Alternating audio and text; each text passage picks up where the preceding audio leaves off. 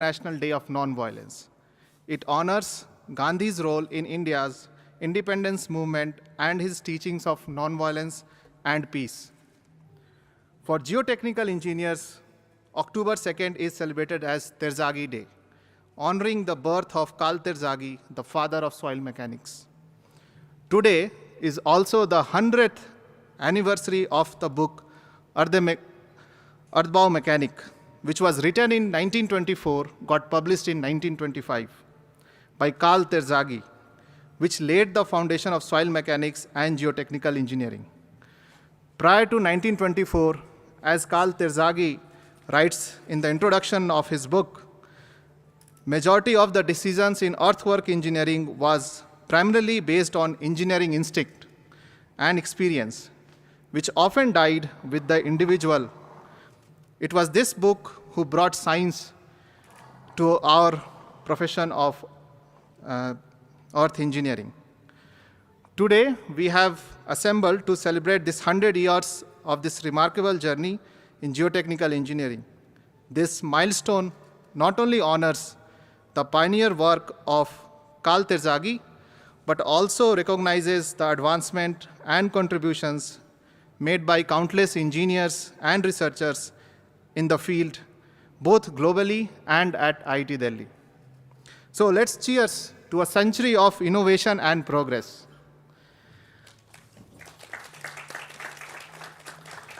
Now today, to make our workshop more engaging, I'll be sharing some fascinating historical facts about geotechnical engineering through trivia questions.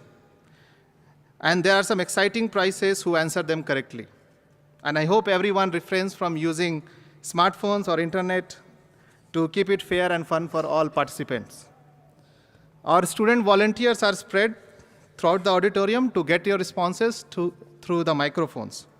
So before we begin our first presentation, let me first give the first trivia question. We all know the father of soil mechanics is 𝗏𝗏 𝗧𝗏. But who is the grandfather of soil mechanics? He is the one who was one of the earliest and the oldest contributors to the field of geotechnical engineering. Can anybody name who is that person? Just give it a guess. If you don't know, probably your guess might be correct. Well, I want one answer. Please don't shout. So who said first? Yes, indeed, yes, it was Charles Coulomb.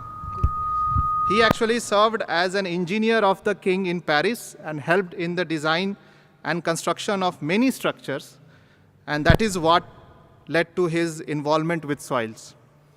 His work in the 18th century laid the groundwork for understanding soil behavior, particularly through his development of the earth pressure theory and the concept of shear strength, which includes both friction and cohesion. So now, coming back on track,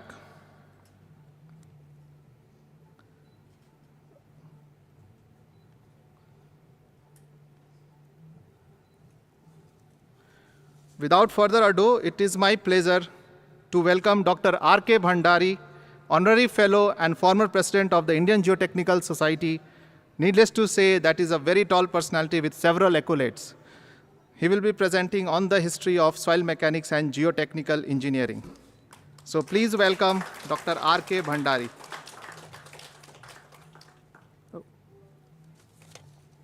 Please, sir.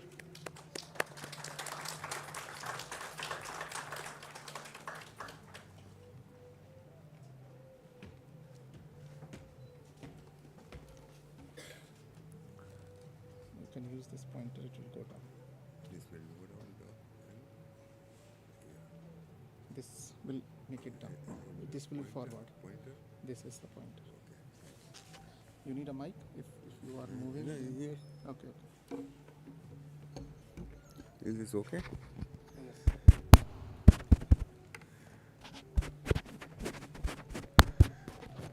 Good morning. Am I audible to all?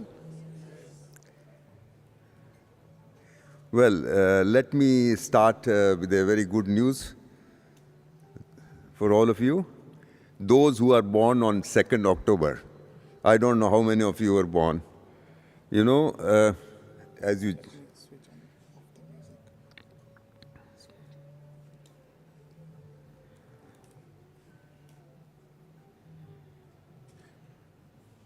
Where is my mouse? क्या हुआ? Music. वो I want to stop. बंद कर दीजिए इसे.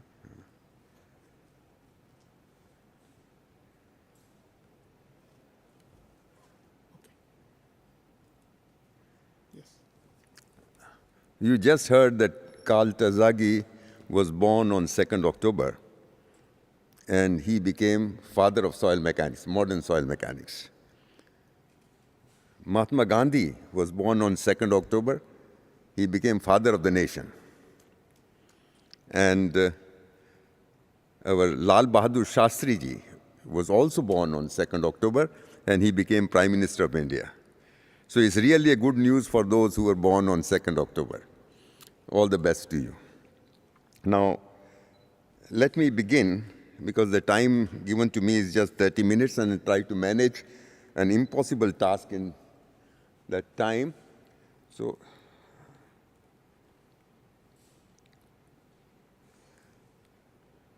did I miss the first one? Sorry.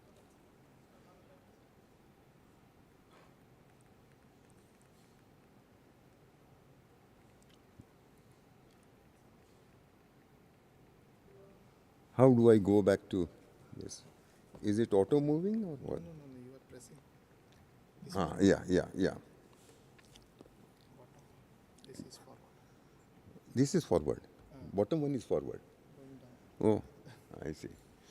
Yeah. So I'll be speaking to you on the history of soil mechanics and geotechnical engineering. And you, as you know, I mean, we don't speak German mostly. So it's earthwork mechanics based on the physics of soils. That is what it means for those who are not familiar with it. And I've shown here that the plant which was shown, the seeds which were shown in 1925, they are flowering now, and the whole thing will continue. So what I will be talking to you is not only the history of soil mechanics and geotechnical engineering, but lessons and the way forward. And it's an impossible task, because how to compress all this in a matter of 30 minutes. So you will excuse me if I miss out something, which is natural. Now, 100 years of 𝗏𝗏𝗧𝗏𝗏 is urban mechanic. The book itself, which is based on the physics, a major milestone in the field of soil mechanics and geotechnical engineering. It was published in 1925. Name of the publisher you have here, Publishing House in Austria. And then, of course, it was also published in Germany. And we had the English version in 1943-44. But many other countries also translated this into different languages.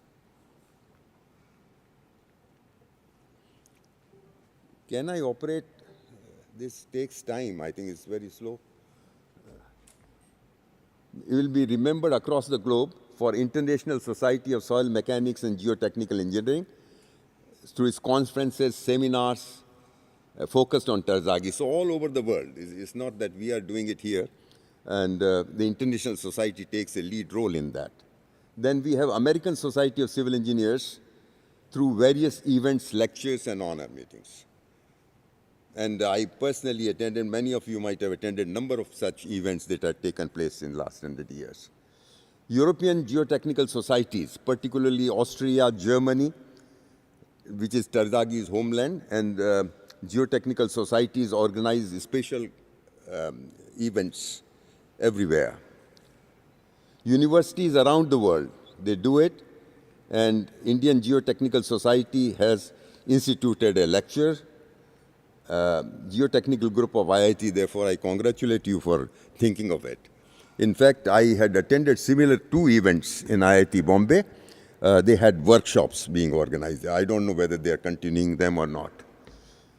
The event is also celebrated by Austrian Geotechnical Society for geomechanics. And this is the place where it began. You know, Austria is where it began, and back to where it all began. So they are celebrating in that sense. The first event, International Conference on Soil Mechanics and Foundation Engineering, took place in 1936. 𝗏𝗏𝗏 was president. And then to 21st event, that is International Conference on Soil Mechanics and Geotechnical Engineering, will be held in 2026 in Vienna, Austria. So 2 years later, and which means they have a slogan, where it all began. And so, because Vienna is the birthplace of modern soil mechanics, 1929, the first institute and laboratory of soil mechanics was also established there. So you get the sense that this is a thing which grows with time, and the beauty of the whole thing is where it doesn't die out, there is a momentum, self-generated momentum that sustains.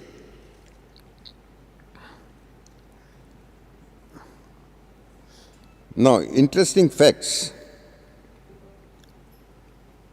A Century of Soil Mechanics. There's a book like that which was published in 1969. The publisher was Institution of Civil Engineers, London, and 16 classical papers from 1844 to 1946. It carries a bibliography from 1836 to 1948. When I was a student in England at Imperial College, I was privileged to have holding in my hand this thing. So I just remembered when Dr. Ramanna asked me to speak on it that there is already a publication like this, a Century of Soil Mechanics. Then there are contributions to soil mechanics, published 3 volumes in 1940, 1953, 1965. The publisher was Boston Society of Civil Engineers. It contains 43 classical papers from 1925 to 1962. So you see there is a wealth of knowledge. Those who are excited about soil mechanics, it's a huge amount of knowledge. We were not so privileged at that time because it was all growing. But now many of these things have grown to a level where we have had due diligence on every matter. So why 100 years? Simple answer is that we want to pay the debt of gratitude to the people. This is one thing which I'll again say, that the gratitude is the fruit of great cultivation and it should grow in our garden.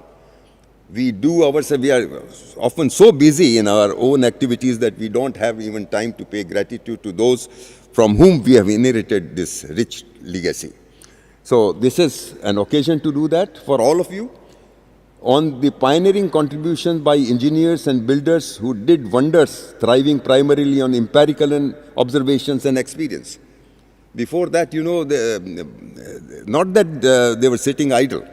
They created masterpieces and wonders, even in India and elsewhere. But that was purely on the basis of empirical approaches and experiences. Recall experience-based publication. These are all publications, 1792, Hagen 1841, Broch 1848, Stahl 1854, and large number of these. This by no means exhaustive list. So you have all these publications where experience-based approaches are there. So you have a compare and contrast that what a transformational change came when the fundamental principles of soil mechanics was established. So this is where this occasion is also to reflect on that and build taller on the transformational change brought by 𝗏𝗏𝗏. So that is the essence of the whole thing, that when occasions like this are there, it's not merely to come and meet and talk a few things about them, but to introspect that how can you build taller on this by taking the good work that has been done. So this whole thing must continue, and here building blocks like principle of effective stress. I'm very sorry to say that, I find that we have forgotten the very foundation. I mean, we do many things, our day-to-day activities are filled with huge amount of hard work, and so I have every praise for that. But the basic foundation on which we are building, we should never forget it. And then the phenomenological concept of shear strength and theory of consolidation. So the new beginning, a robust start in 1936 was made, 1936 is a landmark event in the history of, we may say 1924 and all that, but in 1936, the first International Conference on Soil Mechanics and Foundation Engineering took place in Cambridge, Massachusetts. The New Beginning, where Cooling and Smith, they came out with a paper on shearing resistance of soils.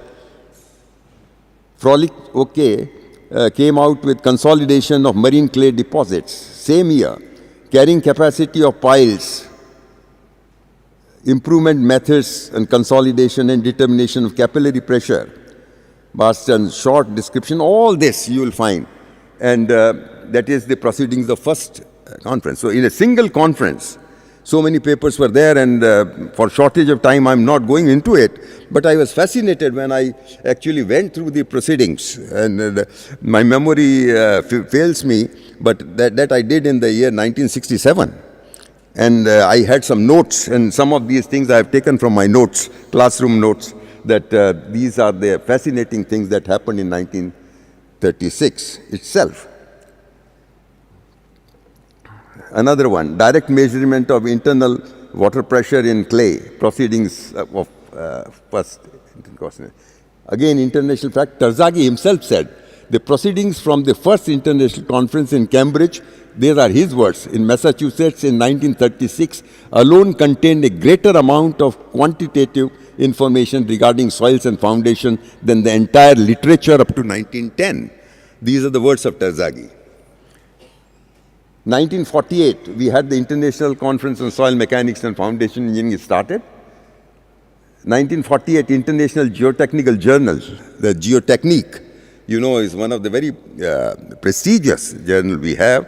It started in 1948 by British Geotechnical Society.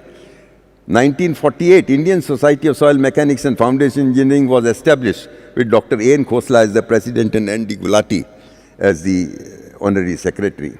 And 1960, 1975, 2007, Indian Society of Soil Mechanics and Foundation Engineering hosted the first, the fifth, and the 13th Asian Region Conference. 1994, India hosted 13th International Conference on Soil Mechanics Foundation Engineering in New Delhi, for which bid was won in 1990.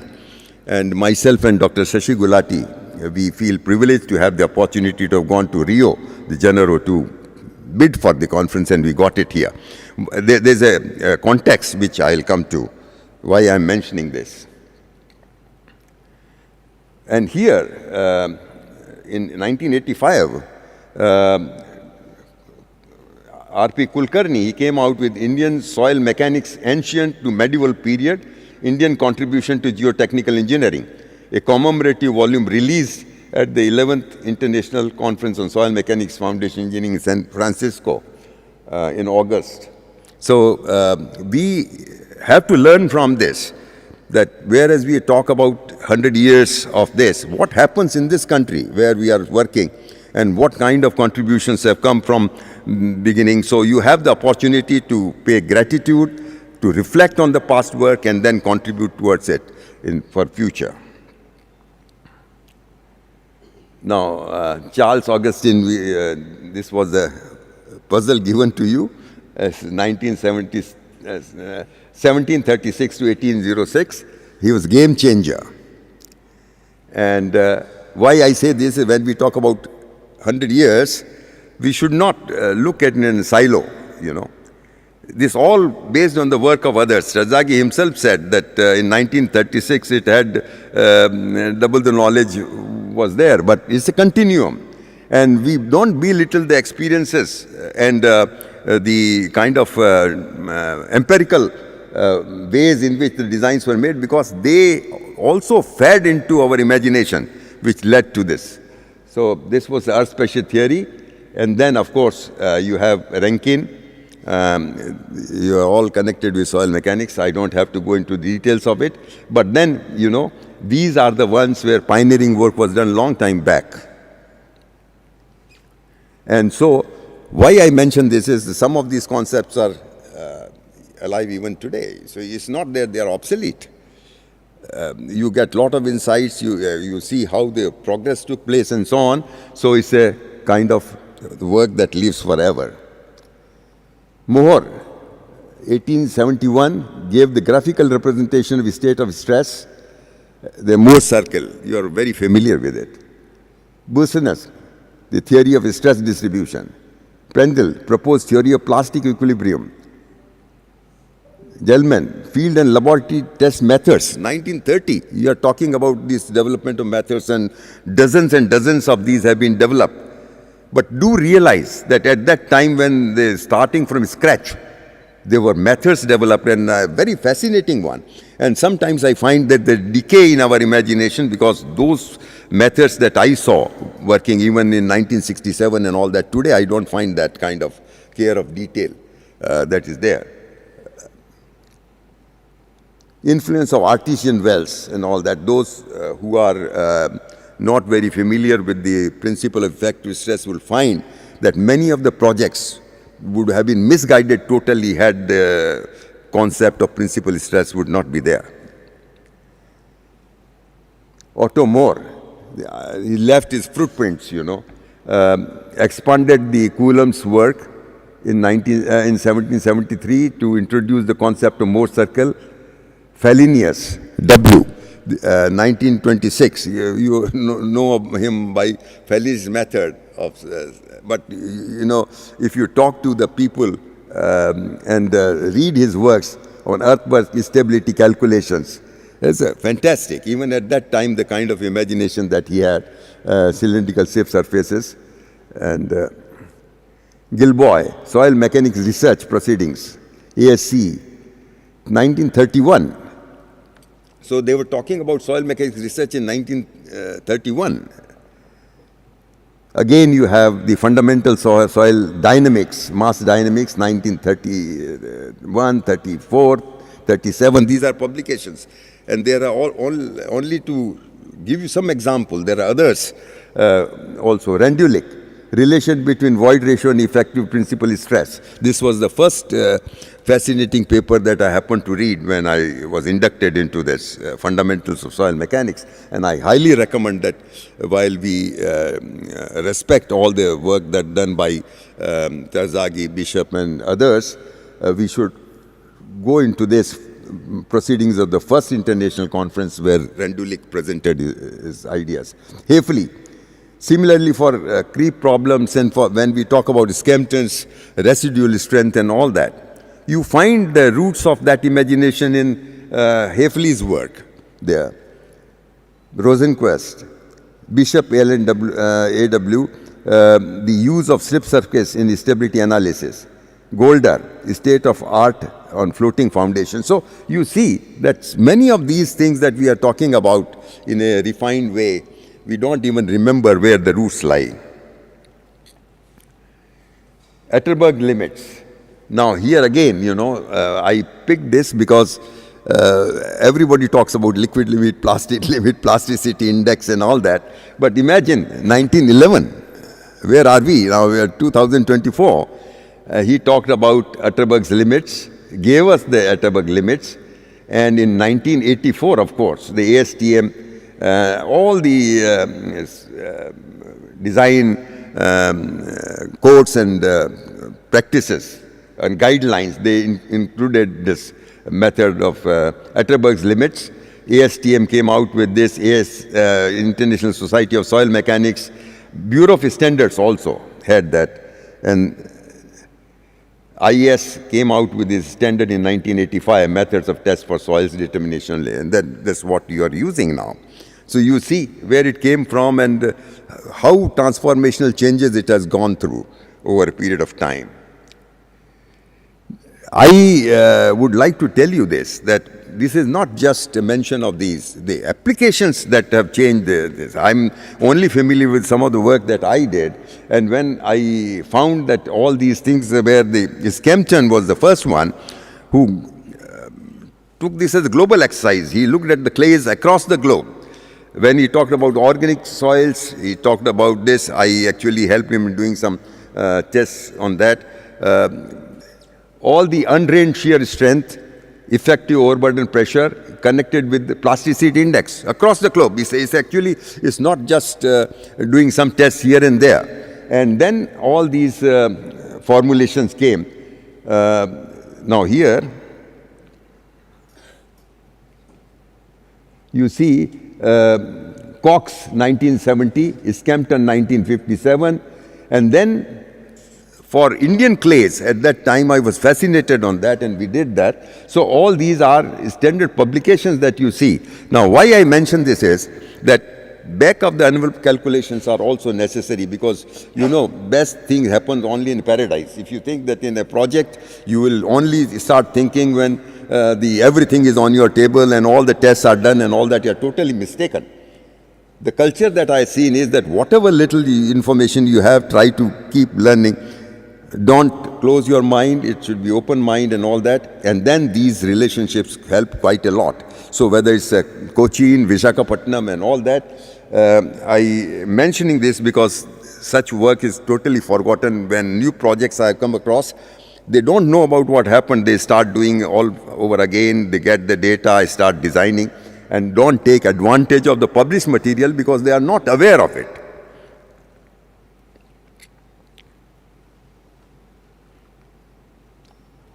So this is just, I've given the references also. The two of these references are there. Now, Terzaghi, game changer, and the father of modern soil mechanics. So we start with ABC. That is fundamentally speaking, you know, when we talk about this, they're all rooted in effective stress principle. So that is there. Best picks. Now, I don't have to go into this because I think this you will all be knowing already, many of these, but these are 50 years of soil exploration, proceedings in third conference. Now, in 1953, he was talking of 50 years of exploration. So you can imagine that what we are talking about is in continuum, actually. The whole thing is a continuum. Then this is the very important one. Consultants, clients, and contractors. General Boston Society came out with in 1958. Now, this is where we interface with the contractors, consultants, policymakers, and all that. What I have found is our geotechnical engineers in this country, including myself, actually, we used to have a feeling that we work in silos. There's no contact with the other, no interface with even policymakers or where decisions are being made or bureaucrats and things like that. So, soil mechanics is soil mechanics, of course, where bureaucrats would not understand, politicians, policymakers will not understand. But you have to understand that what really matters to get the things through and how convincing your arguments are to be able to do the right thing. But what we have done is that we have learned to compromise at our end rather than educating others for right decision making. So this is something where a lot to learn.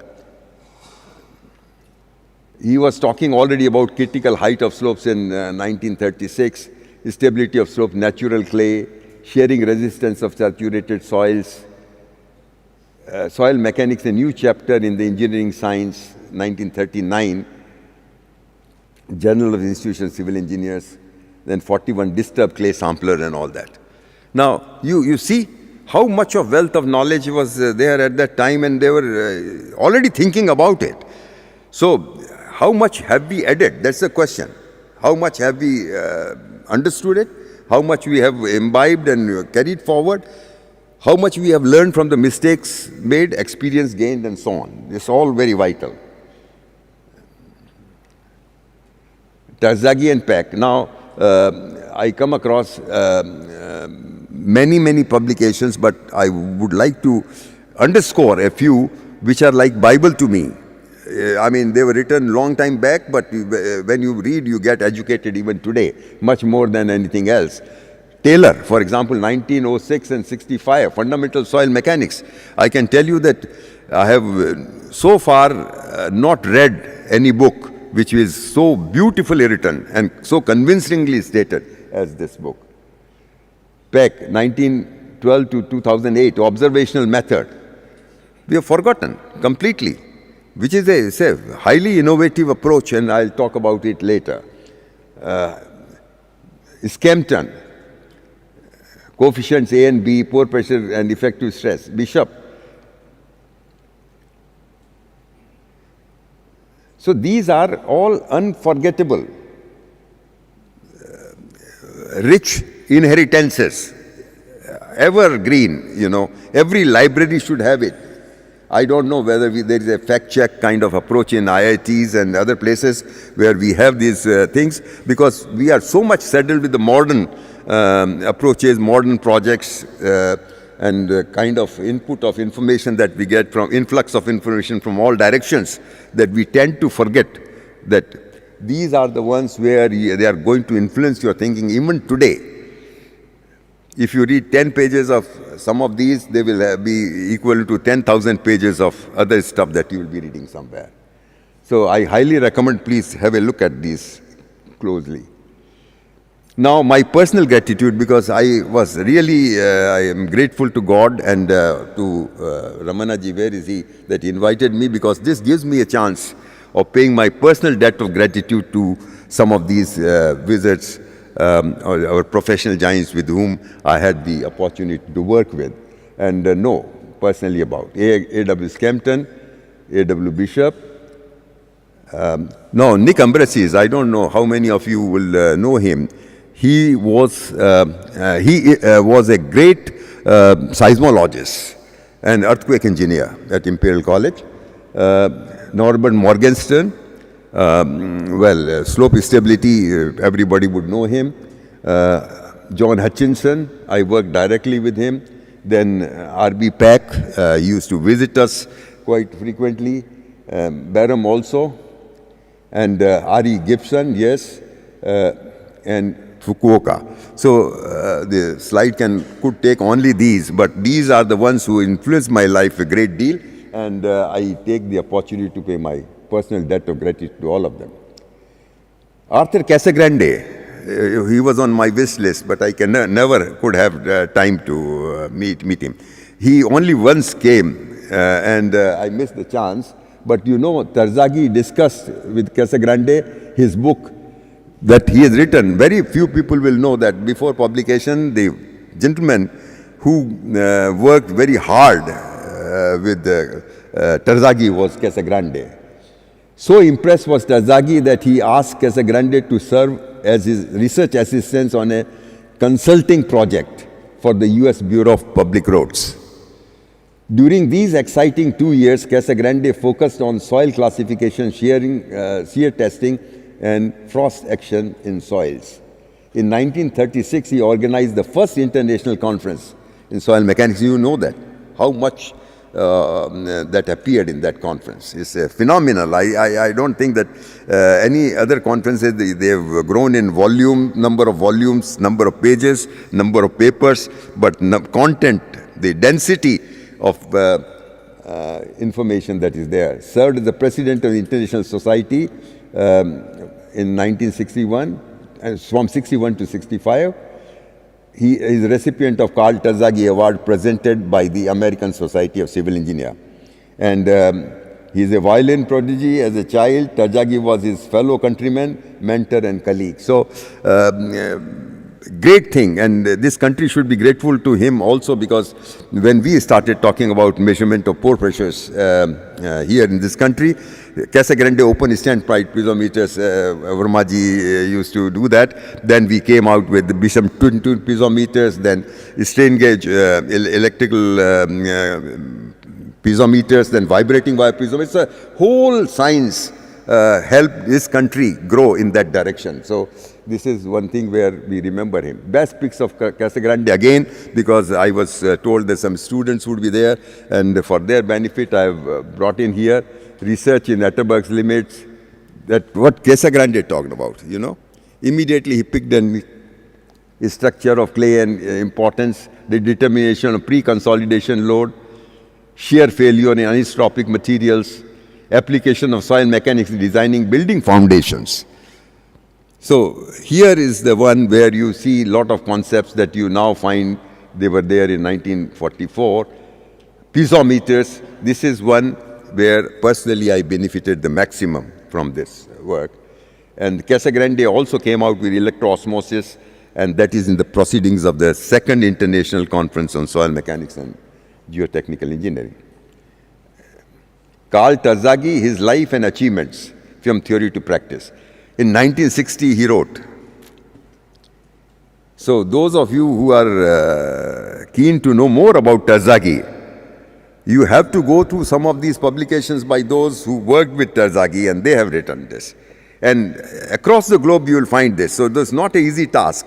It could be a big job for anybody to get into this, but in today's age when information flows so swiftly across the globe, it should not be very difficult. You will be able to find that out. Role of calculated risk. This is what I want to say. I talked about observational method that Peck said, and we'll talk more about it. Second is the calculated risk. It's not high science in that sense, rocket science or something. It's where engineering judgment matters, and therefore calculated risks come in. Now, how do we deal with calculated risk these days? Not by imagination, not by analysis, not by diligence, by brute force of technology. We say that we can deal with anything, you know. I mean, worst come to worst, we remove the mountain as such. Why do we study soil, shear zone, slope and all that? We'll see that it doesn't exist, and we get the whole thing. So this is where I say that the role of calculated risk and the engineering part. If it dies out, what is left in it? Then we can hand it over to someone else, I mean, the subject, and they will do better perhaps. So 𝗏𝗏𝗏𝗏 on landslide. Why I took it is because personally in my career I got affected, immensely influenced by it, and I thought that I'll be able to give a couple of things to you which from my own experience would benefit. Let's consider pioneering contribution in landslide studies, and here I have written principal effective stress. Now 99% of the people I have worked with and those who are working in this area, they don't know what is the principal effective stress, and they don't care to know what it is. So you can know my pain of that I have been coexisting and working with some of these people who only know how to fix problems. And whether they succeed in that, I don't know. Another thing is landslide can be predicted, prevented and controlled. 𝗏𝗏𝗏𝗏 has written the whole thing about it. But I will say the statements coming from experts in this country where they say, oh, this we can't predict, this we can't prevent, this is climate change, this is this extreme weather event, high rainfall, and all those things, they are brought in. But there is no sincere attempt to understand the mechanism and then predict it. So this is, I am quoting 𝗏𝗏𝗏𝗏, that can be prevented and controlled. Landslide occur because of interplay of multitude of causative factors on a geological time scale. Do not confuse it with the last straw that usually breaks the camel's back.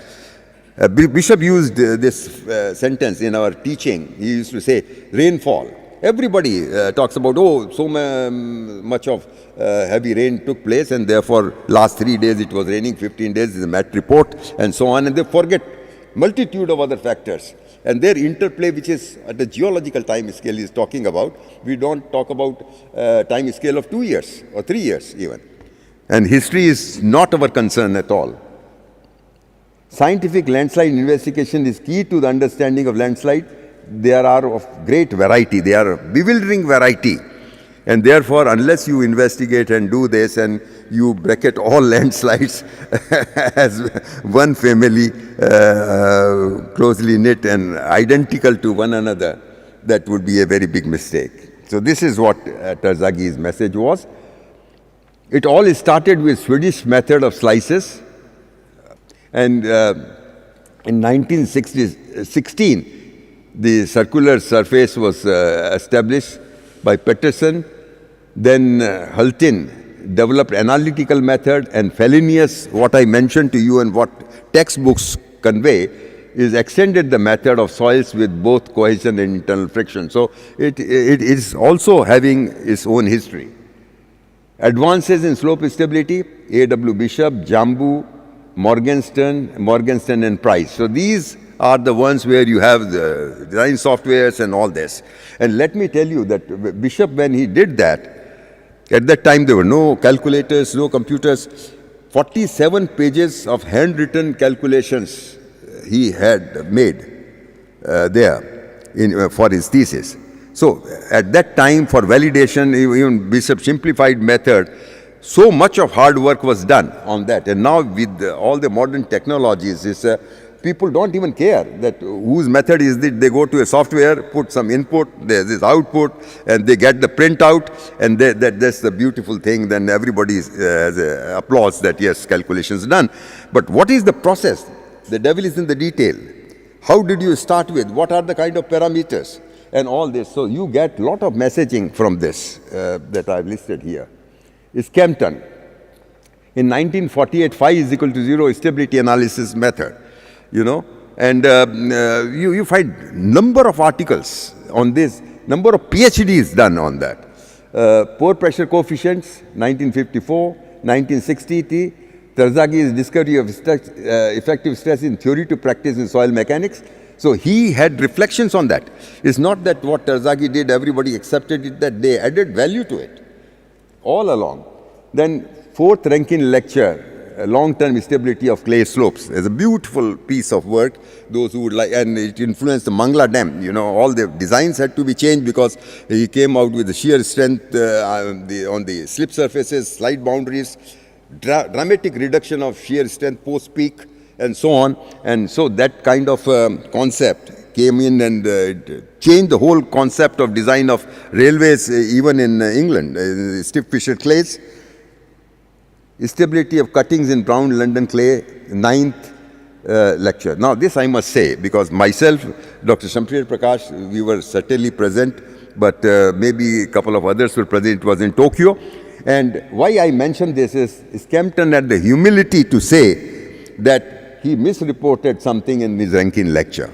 You know, he was talking about the peak and the residual strength, and then at that time he said cohesion intercept 0, angle of friction, he was mentioning. In Tokyo, he said is the cohesion intercept. And then he talked about RU value. I am not going into those details, and that takes some time to dissipate. So all that concept, and in that he got a standing ovation more or less. Everybody was so appreciative. He apologized to the audience that he should not have done that at that time. He should have worked a little more on this. Yeah, so it is here. You see, this was published, R sub U, and that's why he came out with the age of cuttings and so on, all the concepts. And then this is not just 1 or 2 tests. I can tell you that one sample collection will take 3 days, and to bring it to the laboratory and test will take 9 to 10 days. I'm witness to it. And then how they are done and how temperatures are controlled and things like that. So this is something which hardly people will believe that so much is required to do this. And here I have written here, Shamsher Prakash, and we were there, and we found that is a grace of candid confession. Now this I would recommend to all of you. In fact, I do it myself, that we, in a hurry of thing or whatever reasons, we come out with some publications where we have misreported or knowingly or unknowingly or whatever it is. We do a lot of damage these days. People just go on referring, and particularly comes from very senior professionals, then they are not questioned. But we have to have this approach added to our way of working. Now, India got the art of dealing with slick and sided slip surface. In fact, you know, when in 70s, when I found that most of the places, nobody was bothering about this. We didn't have technology for sampling, etc. And so even in areas in Uttarakhand, where we have a good seat of learning in IIT Roorkee and all that, there were hardly any attention being paid to this. So we try to bring about, and here I will pay tribute to my colleagues, Professor 𝗏𝗏𝗏𝗏, Professor Nitin Soam, and myself. We three used to team up and mobilize our influence to influence others in taking up that. So, and unfortunately, Nitin Soam is no more now. India's first geotechnical digital systems, if somebody is from AMIL would know, of undisturbed sampling was established in 1980 in CBRI. Ground penetrating radar, vibrating wire piezometer, and Wilson slope indicator, all of these things were introduced to bring sanity to the way we work, the credibility to what we do. We sometimes have no opportunity to go into the details, and we see end results. But end results cannot be credible if your process has flaws here and there. So,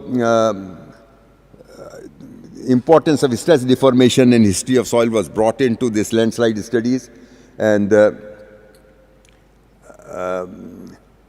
then we made use of, in India, we made use of all these very extensively, just want to say, and Rankine lectures, 1966 Rankine lecture. These are all very pioneering contributions and valid even today. You know, they didn't say anything which you would not accept even today. So it's a beauty that you should go through it. Progressive failure.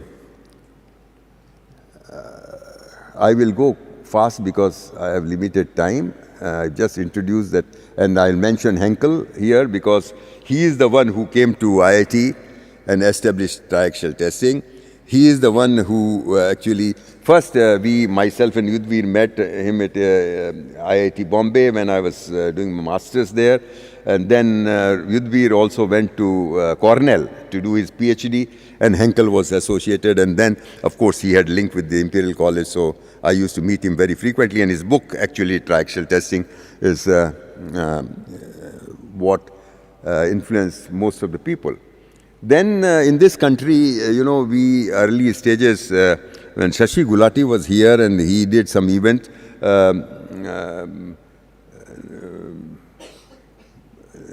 these cuttings and embankments. There was no difference. Geotechnical engineers, whether cutting embankment, half embankment and all that kind of thing. So I came out with a paper which was published there, and I can tell you that this helped a great deal at that time. And the designers took it up and all that. I don't know. Now I'm not very familiar what the practice is now. Bishop turned several PhDs with the in-depth research on effective stress. He introduced ring shear apparatus. And there are several PhDs on that. So all these things were then tested on the ring shear apparatus. He was very particular about the use of field measurements, piezometric measurements. And then, not that any piezometer can be put anywhere, you know, where you have partially saturated soil, high-end air entry value piezometers and quick reading piezometers and all that. So Morgenstern then helped us. He used to come to Central Soil Mechanics and Material Testing Laboratory, and where our friend late 𝗏𝗵 was there. And I also used to take him to the sites in Uttarakhand to talk about him. And then he told me that most of what we are doing actually needs review. Because what happens that in our case, in stability, we are removing huge mass of rock, unmindful of the stress relief concepts that we have. What is the long range impact of it? We don't take anisotropy into account. We don't take the changes in the piezometric pressures. We don't take discontinuities into account, and then take that as simple slopes and do the design in our DPRs. So a note was prepared for Government of India, and at that time some decisions were taken. Now I come to this magic of observational method. This was the Rankine lecture in 1969 where I met Peck first. And you know, this diagram that you see here is a Kennedy Causeway Saturn rocket transport system. So you see N values, you are familiar with this. Now, when these N values were given, this kind of profile was given to many experts. They say that, well, this cannot take the equipment, heavy equipment, and therefore they were suggesting that equipment should be placed on piles or something. Now, it's the first time Peck came out with the concept of observational method. And you know, not a single pile were necessary. He simply made a load of earth and took the heavy equipment, and he calculated precisely how much it is going to settle before the equipment passes through. So you see very interesting analysis of this. And that is where there are a number of projects where PEC was associated. He made use of observational method to deal with uncertainties rather than taking dramatic action of putting, even for temporary purposes, foundations. Here it is a practice that if you have to carry something heavy and the route on which you carry is not able to take that, then you put some expensive foundation. But this is not what PEC did. Now, Chandrakant Desai, I must mention this because skirted foundations and all that. And why I mention this is that this is a message for my colleagues that at that time there was culture. We used to invite many of these experts, world-class experts, to come and stay with us for 2 months, 3 months. Now there's a culture, they come and deliver lecture and go away. But at that time, Chandrakant Desai also stayed, and he is expert in FEM. An entire study of skirted foundation and all that at CBRI was developed when he was there, and we trained the people then on projects. We made use of it. So the only message here is that we have enormous opportunity as India, as a country. So many of our best experts work, but I have not seen that culture which was provided by the top 10, that we invite them and they stay and work with our people. Same thing, Scott, I mentioned before this lecture started, that we invited him.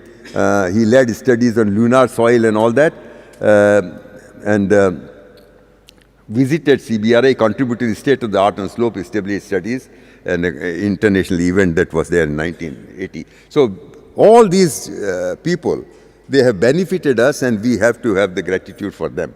Then, of course, there are some innovative and mind-boggling things that you find in 100 years of this, where this world's deepest hole drilling started in 1970, abandoned in 89, and project closed in 2005, 12 kilometers of this. So what I'm saying is that let us get inspiration from all this, how they did, what happened. Now again, I come to Nick Ambrosi's. He was pioneering contribution in seismology, earthquake engineering, and I mentioned this in limited context of fault zones, shear zones, conjugate stresses, and so on. And one message that what happens on a mega scale when you are looking from space or from aircraft or something, same thing happens when you look at the microscope. To the nature. There's so much of uniformity law of nature that now you see here from aeroplane the fault zones and all that in an earthquake. This is a picture which was analyzed, and now you see it. I in my experiments did something. Same I replicated on the slope. These are actually studies there, and on the right hand side you see John Hutchinson. In his own handwriting, he was explaining to me as to how these will develop and all that. So the idea here is that you have to really be so intimate with the soils and the features that occur that you begin to speak to them in the same way as this there. So Hutchinson did the pioneering contribution here. He started with simply classification, etc., and different types of surfaces. But then here, you know, one of the thing I found was, fresh from IIT here, I thought that I knew quite a lot. He left me at the site for 3 days and said that you make a plan for soil investigation. And I made an elaborate plan showing what I'm going to do there. And ultimately, you know, time doesn't permit me to say this, but it so happened that that report that was of no use, because then he spent 1 day with me and he exposed all these slip surfaces and everything. He had a hammer with him and gum boots and hammer, and we went round and all that. And then he asked me how many boreholes you need, how many things, and I was amazed that as geotechnical engineers, how much we miss by taking recourse to the kind of course which prescribes certain things, and we mechanically do it. And then, of course, sorry.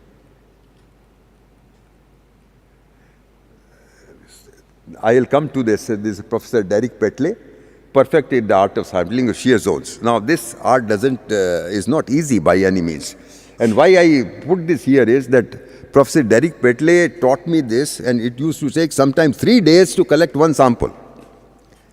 Then transport it, then how do you use it and all that. And that one sample will be great value than 400 samples that you might shift and do something about it. So that is where the power of sampling, and of course then microscopic tests and all that. Now this I will spend half a minute in explaining to you this. This is a fundamental explanation of mechanism of slides where in situ measurement of pore pressures were made, and then we found that when landslides come, they override the lower slopes, and in the process they create excess hydrostatic pressures which drive that again. So that was actually my PhD thesis. We proved that indeed there are artesian pressures which are created in the rear boundary. So all these measurements etc. are in a published paper in the Geotechnical, you can refer, in 1971. And that of course, why I mentioned this is Malingam slide in India 2014, and exactly what happened there and what I studied applied to this. So these are actually drone pictures. We took also ground surveys on behalf of the academy. We did this in August 2014, and then when I analyzed this, there was a loading from the rear car and this occurred. So what I am saying is that all these slides which are taking place, actually we have to have patience to understand them, and once we understand them, it will be possible to do this. So this work actually got John Hutchinson Vance Medal in December, and me also. He got it in 2004, I got it in 2012 for the extension of work that we did on that. But this is why I mentioned this, is that little things of observation has a profound practical influence. Then of course you had the Harry Bolton seed, Kenji Ishihara. They have come here. I mentioned this because they were intimately involved with this, and they came here and did a lot here, and that helped us. This Professor 𝗚𝗏 here, when Gujarat earthquake took place and seismic reports came, I don't go into the details of it. They give big boost to the calculations and the microgeological details, etc., that you will see. That's when this is all published material, so you can find the signatures. Now, currently, we face rapidly disturbing trends and the beginning of the decay of soil mechanics. That is when I'll spend little time on this. Now, from science-based approach, we have a sledgehammer approach. Here, in the science-based approach, we have scientific investigations, geomorphology. We all talk about beautiful things in soil mechanics, including effective stress and all that, culture of disturbed sampling, stress path testing and all that. So that is the route to humility. Now we have come to a kind of arrogance that we don't need all that. We have the ways of handling it, and so we have a sledgehammer approach. This is, I have witnessed in real some projects. So future, past and present we talk about. Say, where is the soil mechanics we have been taught all these decades? And he says, consult ChatGPT, I'm in a hurry. So this is the state of affairs that we have. The situation has arisen because of the unprecedented power of big data. This is a great advantage. We in our time did not have, I was working on facet calculator and electronic calculator and all that. The computers, etc., came much later. So big data, we have intoxicated with the power to manage extremely large data, computation analysis to reveal patterns, trends, associations. So why do we need to be very careful about it? We order this kind of thing, you know. And so earlier we say that, how can I find a needle in a haystack? Now you say that you create a haystack and I'll find the needle. That's the approach, different. So we have big data, volume, variety and veracity. So it's both challenge and opportunity. I don't devalue this. It's a huge importance to deal with big data, but how do you use it is important. So in this one now, I'll come back to this example which I have, actually I was a member of 2 committees which examined these major projects, and there is no geomorphology, no engineering geology, no hydrogeology, no geotechnology, no dilatancy effect.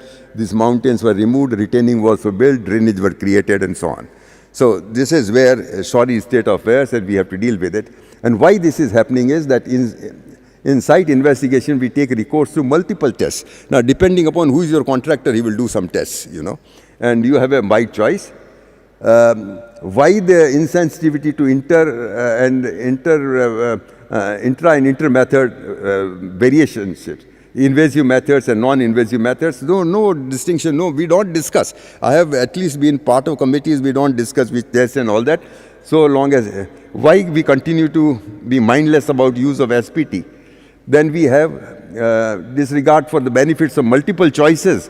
They were generated by our forefathers for our benefit, and we have just thrown it baby with the bathwater.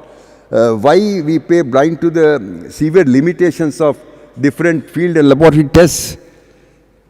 Have we ever asked the question why they do this kind of thing? And then ultimately, you know, the beauty is that we have all those junk and then we have a fine curve. Why get lured by the magic of the best fit? When the best fit is there, everything is forgotten. Yes, we have that equation, modeling, things like that, and things work on. So let us introspect. It is never too late to act. The world is your exercise book, the pages on which you do your sums. It is not reality, although you can wish reality there if you wish. You are also free to write nonsense or lies or tear the pages. This was not me, it is Richard Bach who said this. So let us be very careful when we write something. We influence not our career, which is a very narrow way of looking at it, but posterity and generations, all that. So a new beginning. I'll go very fast now to finish in time. There is no silver bullet. Don't search for it. There is no such silver bullet. As you see that you will have some kind of technology come and fix the problem. Think to scale. Oh, sorry. Well, anyway. And always have what is vital, what is essential, what is desirable. Distinguish between them. I have seen in many meetings, 1 hour meeting, 36 or 40 minutes are spent on what is desirable. And in the end, while the meeting is concluding with a talk about essentials and vitals, you know. So this is where we have to list out and be sensible about it. Then some of us are very good at theory, some are very good at practice. Now we have to find a bridge between the two. How we do it is our challenge. Now insist on stitch in time. I don't mind when somewhere I go, they say, how can I do all this? This will happen tomorrow or somebody will die. Stitch in time is important. But at the same time, nature-friendly solutions should be brought in.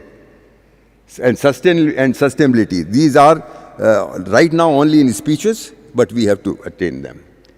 I'll give quickly an example. There was a century-old landslide. I was associated, that was in Sri Lanka, and a railway line was affected.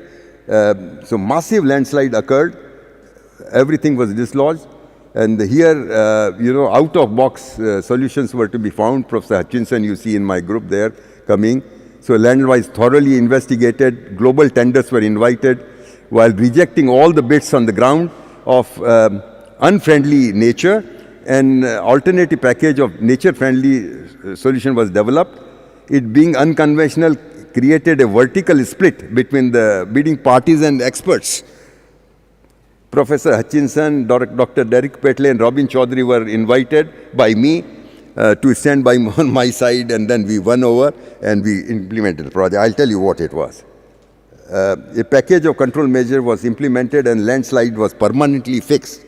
Now this was the one that we, by methodical approaches, this is after a lot of investigation we came out with how the slide was taking place. You say multiple slide boundaries.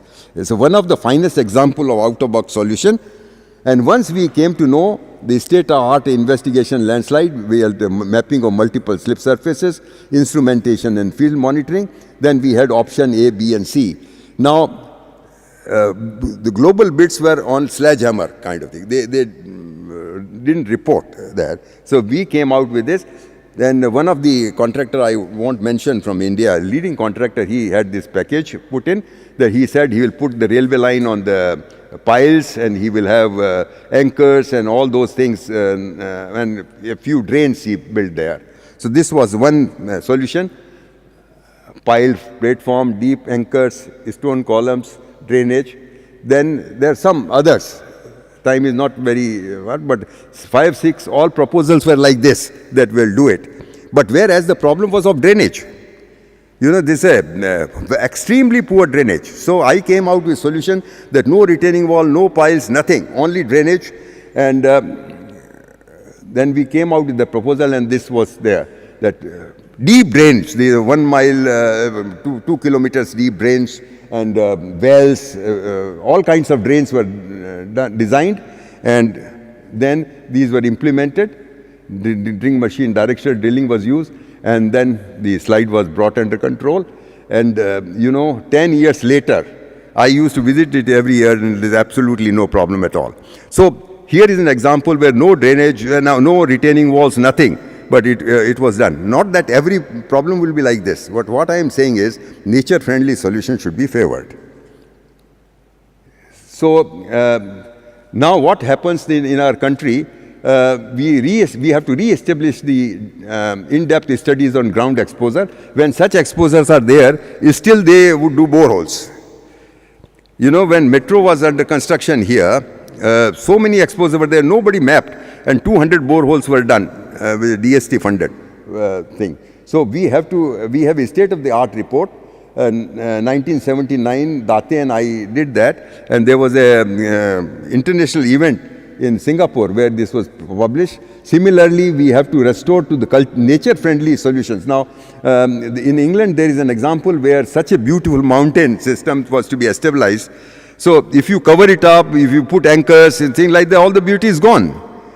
And here you have to find nature-friendly solutions. Then about the study the capacities. So I already mentioned that we have to have indigenous capacity, which was already existing. Golden period was 1980 to 89 in a single lab. In fact, in my IGS lecture in 1987, also I mentioned some of these, and they were flourishing at that time. But nothing exists now. Everything is being subcontracted. Laboratories are subcontracting all the work. They are not doing it. So in my lab, when we did that, there's a Professor Jaykrishna. He's our Dick Perry, who came. And many people, you know, I don't even remember. Hundreds of people came, and we demonstrated to them that this could be done. And in India, actually, we did that. But everything seemed to be wound up now, and we must restart at least to create some centers. And when we did that kind of work, Masami Foucault was so fascinated that at the Moscow airport, we were both there for 8 hours, and he translated my paper into Japanese. And that was the first paper that I got published. He was so fascinated that kind of thing. So that is the kind of devotion that is there. Then the idea of ground penetrating radar came in for Taj Mahal and all that. And, you know, here Leggett came. 𝗚𝗏 Prakash organized an event in Delhi. I don't remember which event was that. And Leggett was talking about Taj Mahal and its foundation and all that. So Dr. Mitra, who was FRS and Director General CSIR, once he told me that, why don't you find out what it is? Why this controversy? So he granted a ground penetrating radar, and we made use of it in Taj Mahal. So this is how the transformational change come, that if we insist and try to take it, this happens. Reflection, field instrumentation, we started in 1980 and all that. I don't go into this. I myself, in every event, I made these presentations in 1989 also. And I think I highly recommend that observational method, calculated risk in geotechnical engineering and instrumentation can solve quite a lot of your problem.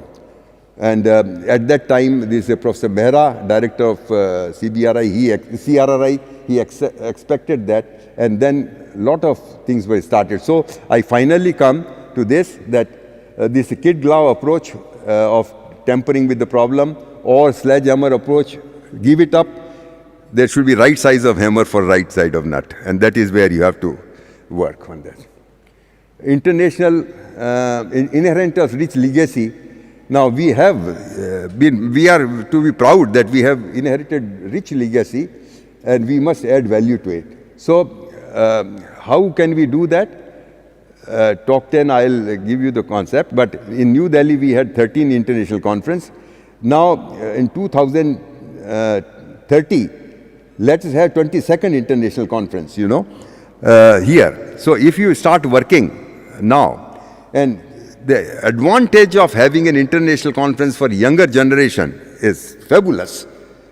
At least I remember 30 to 40 of the students at that time, they had the opportunities to go and work with different stalwarts, different parts of the world. But I am sorry, unfortunately this is not happening. So I would say that now this 2026 is in Vienna, and in 2030 we should work, IGS should work for that event. Maybe IIT Delhi can take lead. The International Symposium Landslide, this was organized by me in 1980. When a number of these people came, all these people are connected with us for decades. They proved to be game changer. The first major Indian initiative was taken, and then it has a snowballing effect. We gave 4-year periodicity. So till now it's sustaining, 80, 84, 88, and all that. So this is where I have suggested to the President that bid for ISL 2028. We had in New Delhi in 1980, Canada 84, Switzerland 88. Both I had attended there, and these are all the various events that have taken place. So if we can work for this, then you will find that that also will give a big boost to our activities here, and our young people who do not have the opportunity to go abroad will give a good exposure of this. Takeaway. Finally, I conclude by saying that road of knowledge built by successive generations for journeys with milestones and not destination. There is no summit of human excellence. Accumulated knowledge increases in value at compound interest. The fact is that knowledge accelerates its own advance. Imagination is more important than knowledge. We cannot solve the problems with the same level of thinking which created them in the first place. We need to breed the culture of truth-seeking, nature-friendly approaches in problem-solving rather than get lured by the glamour of and magic of big data and growing might of technology. In the end, we only regret the chances we did not take. So these may look general, but I can tell you I have derived this. I have a little notebook I keep writing when I read something, what inspiration I get from that. These are all built for that. If a man does not know what port he is steering, no wind is direction is favorable to him. The golden rule is in soil mechanics, there are no golden rules. To guess in soil mechanics is a self-goal when done without credible data and without due diligence. Facts about complexities of ground do not cease to exist just because they get ignored. Never express yourself more clearly than you are able to think. Nothing exists unless it's measured. The finest plans are always ruined by littleness of self-styled experts in soil mechanics, drugged by intoxicating power of modern technology. No grand idea was ever born in conference, but a lot of foolish ideas have died. Speed up change. All great changes are preceded by chaos. So if you see the chaos, don't get worried. This is a positive thing that now there is you can take on from there. Progress against the storm of technology is impossible to contain without our collective resolve to change. And those of us who cannot change our minds just because we hold degrees, awards, years of experience and lucrative jobs cannot change anything. Change will not come if we wait for some other person or some other time. We are the ones we have been waiting for. We are the change that we seek. That's what Barack Obama once said.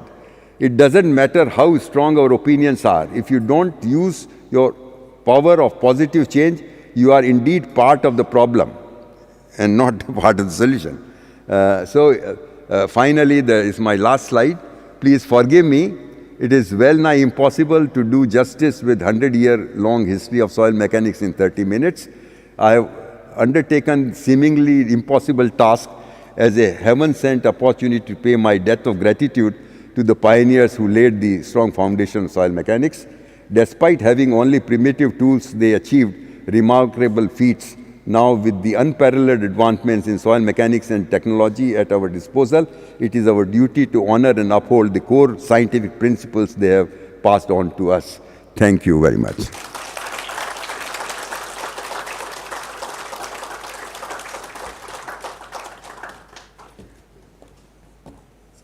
Now I would like to call Professor Ramanna to hand over a small memento as a token of appreciation for gracing this occasion.